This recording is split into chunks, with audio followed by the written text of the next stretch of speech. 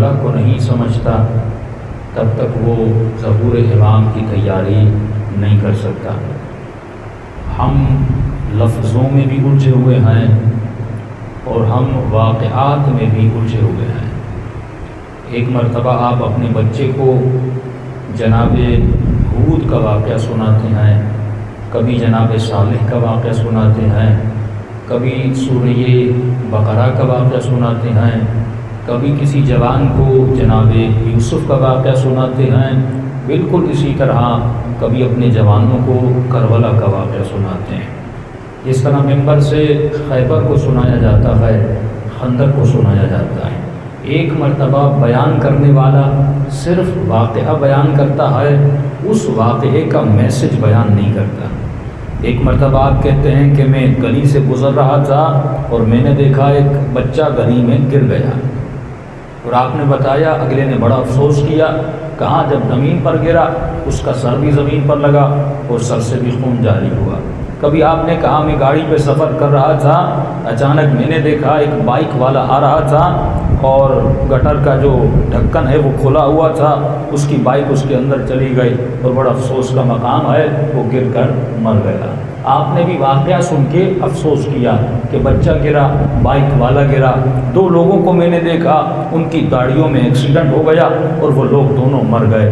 آپ نے واقعہ سنا، افسوس کیا، لیکن آپ نے دوسرا پہلو نہیں سوچا جو اصل پہلو تھا کہ صرف واقعات کو دیکھو نہیں، یہ سوچو یہ واقعہ رونما کیوں ہوا، وہ بچہ گرا کیوں، وہ بائک والا زمین پر کیوں گرا، اور وہ کون سی وجہ تھی کہ ان گاڑیوں کا آپس میں ایکسیڈنٹ ہو گیا۔ تو ایک ہے صرف واقعے کو سننا اور اس پہ افسوس کرنا، دوسرا یہ ہے کہ واقعے کو سنا بھی جائے اور اس کی وجہ کو بتایا بھی جائے۔ بھائی قوم عاد و سمود پر اگر عذاب نازل ہوا تو عذاب کیوں نازل ہوا، ان کی کون سی عادتیں تھیں جن کی وجہ سے عذاب نازل ہوا۔ اسی لیے معصومین نے بارہا سمجھایا کہ اے مومن، اے مسلم، یہ کتاب قصوں کی کتاب نہیں ہے، کہانیوں کی کتاب نہیں ہے، اسٹوریز کی کتاب نہیں ہے، یہ کتاب تزکیے کی کتاب ہے۔ یہ کتاب تمہیں انسان بنانے کے لیے آئی ہے اور اس دنیا سے انسان بنا کر لے جانے کے لیے آئی ہے۔ یہ کتاب تجھے لقاء اللہ سے ملانے کے لیے آئی ہے، یہ کتاب تجھے جنت کا راستہ بتانے کے لیے آئی ہے، اور یہ کتاب تجھے جہنم سے دور کرنے کے لیے آئی ہے۔ لیکن اگر صرف واقعات کو پڑھو گے،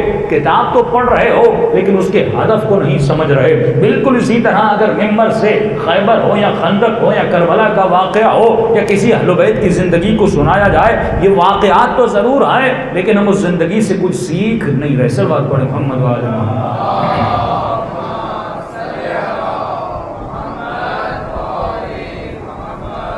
تو انسان ایمان کی منزل کو حاصل کرنا چاہتا ہے تو سمجھے اور سوچے۔ اس لیے قرآن کہتا ہے کہ مجھے صرف ذاکر پسند نہیں ہے جو دن رات تسبیح اٹھائے، مثلا علی علی کرتا رہے یا اللہ اللہ کرتا رہے یا حسین حسین کرتا رہے، یعنی یا حسین کرنا بڑا آسان ہے، یہ ذکر کرنا بڑا آسان ہے، لیکن قرآن کہتا ہے ذکر کے ساتھ فکر بھی کیا کرو۔ اگر ذکر کر رہے ہو تو سوچا کرو یہ ذکر کر رہا ہوں تو کیوں کر رہا ہوں۔ میں ہمیشہ ایک جملہ کہتا ہوں، کہاں یا علی کہنا اور کہاں علی کے ساتھ رہنا۔